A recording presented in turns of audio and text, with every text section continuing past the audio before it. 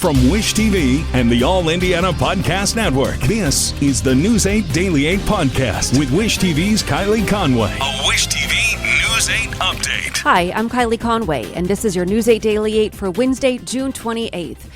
Experts say Indiana has some of the worst air quality in the world right now, as more than 80 million people in the Midwest and the East Coast are under air quality alerts. The haze in central Indiana yesterday obscured the downtown skyline. The smoke intensified as the evening set in. As far as the rest of the weather report, there is a chance for a few showers in the afternoon hours through central Indiana. There's also potential for isolated stronger storms late Wednesday in areas north of Lafayette, with isolated damaging winds being the primary threat. High temperatures look to return into the mid-80s. And now to IT Mate, as News 8 covers the cleanup in Johnson County from this past weekend storms. IT Mate learned that many people there are still waiting for insurance assessments from the tornado that hit in March. A twister ripped through the Whiteland area March 31st. The Bargersville police chief says he and many others have been wrestling with their claims ever since. We've heard a lot. A lot of people, there's been so much damage in the area, and every insurance company's been different. So, yeah, we've definitely heard, I had damage at my house from the last storm. So I'm still working with insurance, and it's been 3 months later. Johnson County is already preparing a local disaster declaration after this past weekend's storms. People living in Orange, Johnson, and Monroe counties are all asked to contact Indiana 211 to report damage from Sunday's weather. It's in order to assess the extent of the damage and determine the next steps, which the state government says it could follow suit and also declare a local disaster. And repairs are starting at the historic atrium of the West Baden Springs Hotel. Hail from Sunday's storms damaged all 12 of the glass panels in the famed dome. Soon after the storm, the resort closed off the atrium to visitors, but the rest of the hotel is still open. There's no firm word yet on when the atrium will be cleared to visit. And this morning, flight problems are stacking up again. After several straight days with thousands of cancellations, there are nearly 600 across the country already this morning. It's according to FlightAware. 8 of those are into or out of Indianapolis. The overall count is more than 6,000 flights canceled since Saturday.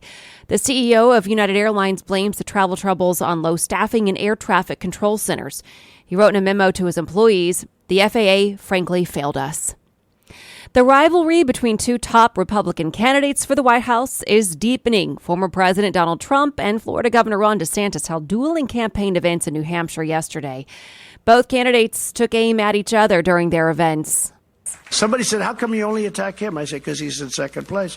Well, why don't you attack others? Because they're not in second place. But soon, I don't think he'll be in second place, so I'll be attacking somebody else. And I think the idea of draining the swamp, in some respects, I think it misses it a little bit. Because we didn't drain it. It's worse today than it's ever been, by far.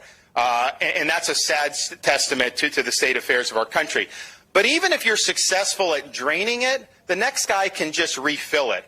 So I want to break the swamp. The New Hampshire Federation of Republican Women criticized DeSantis for holding his town hall at the same time as Trump's event. The group accuses the Florida governor of attempting to steal focus from the former president.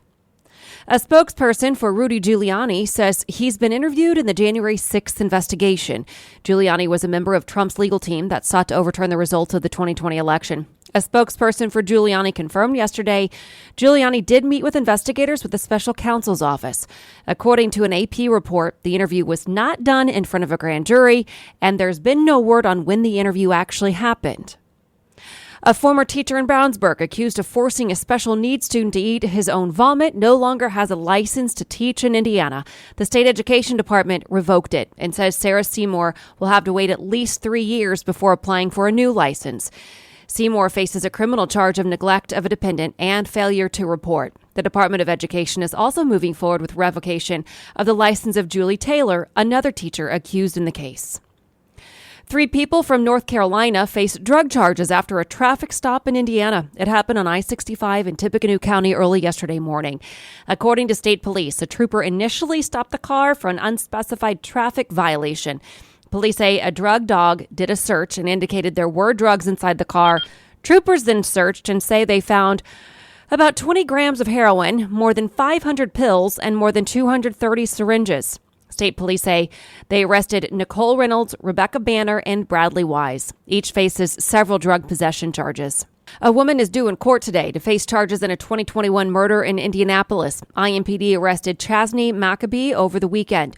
Investigators say she shot DeLon Edwards to death in December of 2021 on Lawndale Avenue near 38th Street. Online court records show Maccabee's initial hearing is scheduled for 10 o'clock this morning. A man is dead after a shooting at a motel on the east side of Indianapolis. It happened at the Budget 8 Inn on 21st near Shadeland. According to IMPD, officers arrived yesterday afternoon to find a man shot inside a motel room. Police say he was pronounced dead at the scene. Police haven't shared any information about his identity or a suspect. Investigators say a tragedy in the family of a racing great was a case of murder-suicide. Jimmie Johnson's mother-in-law, father-in-law, and a nephew are dead. Jack Janway and Terry Janway were in their late 60s. Grandson Dalton Janway was 11. Officers found all three shot to death in a home on Muskogee, Oklahoma. No word yet who shot whom. The city's mayor says he knew the family personally. It was traumatizing to find out that a long-standing family who had made so many contributions to our community were involved in this type of incident.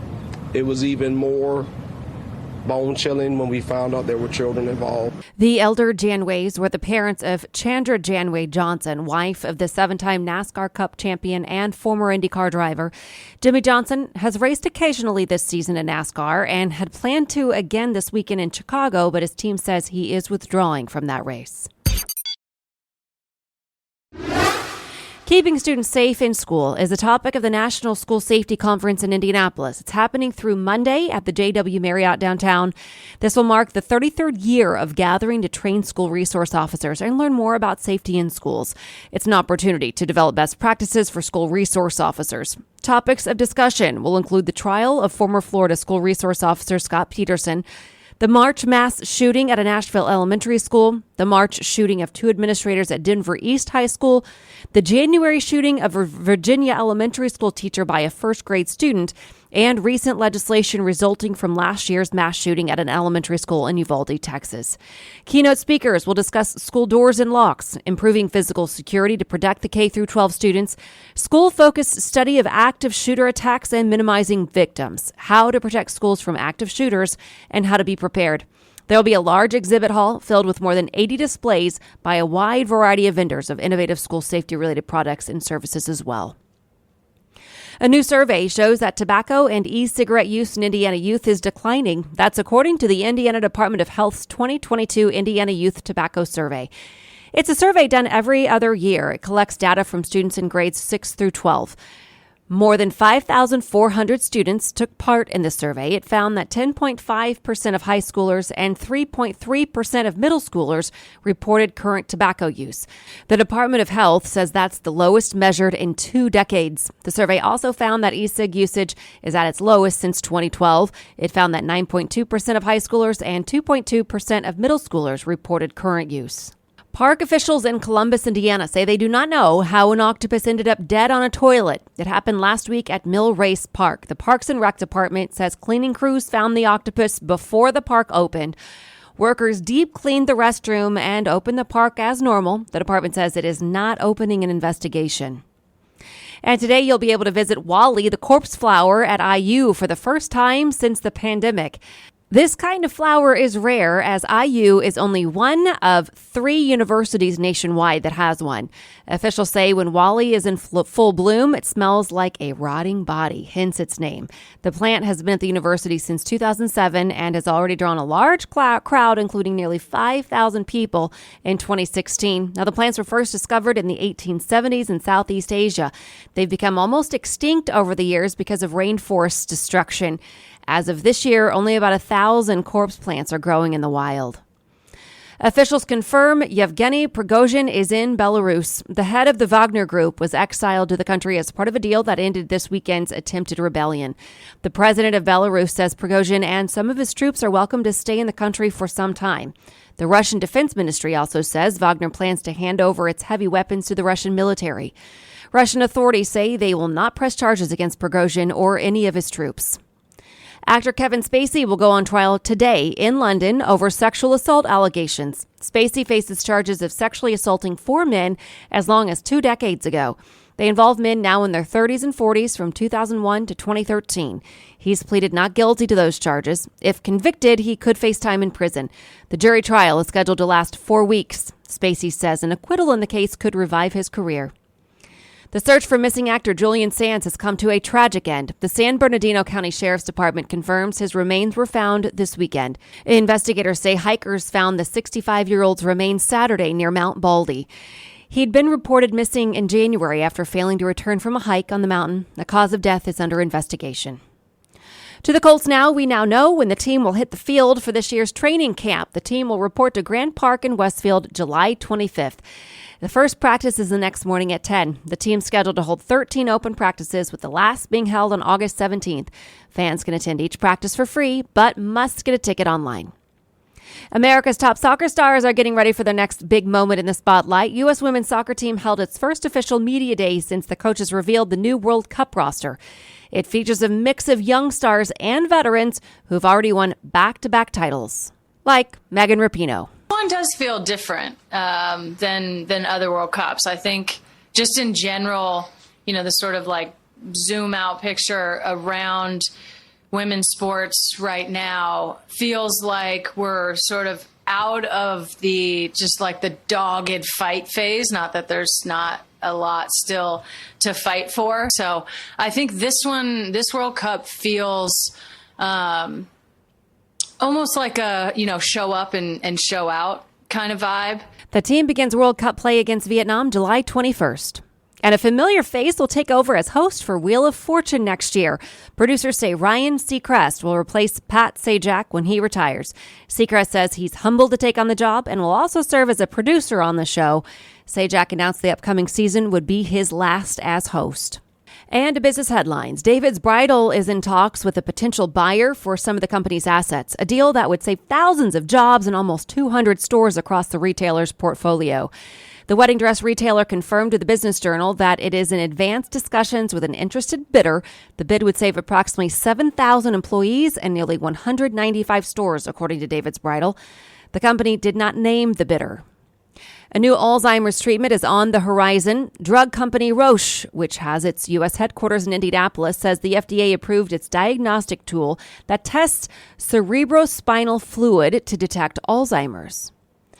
Artificial intelligence is being used in medicine. Immunoprecise Antibodies is using AI to find drugs for very complex diseases. Here's Dr. Jennifer Bath, the CEO. We're actually accomplishing things that people have never accomplished in the biotherapeutic world and applying those directly to discovering new drugs and bringing forward really the best candidates, leads, so that people can move into the clinic with better products. She says AI can help target tumors at the molecular level. Americans are lazy and getting lazier, apparently. The Bureau of Labor Statistics says that work from home is an economic headwind and workers are losing productivity. Meanwhile, in the return to the office, men are going back in far higher numbers than women.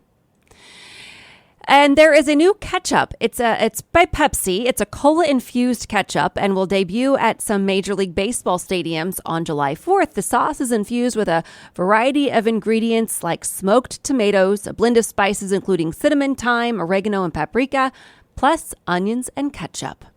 This has been your News 8 Daily 8 for Wish TV. I'm Kylie Conway. Online at wishtv.com and like us on Facebook when you search Wish TV. This is the News 8 Daily 8 podcast with Wish TV's Kylie Conway. A Wish TV News 8 update on demand. For even more, on demand and on the go. Connect with Wish TV on Facebook at wishtv.com and on the free Wish TV mobile app. Thank you for listening. And be sure to like, subscribe, and follow this podcast for updates every weekday morning on the All Indiana Podcast Network and wherever you get your podcast.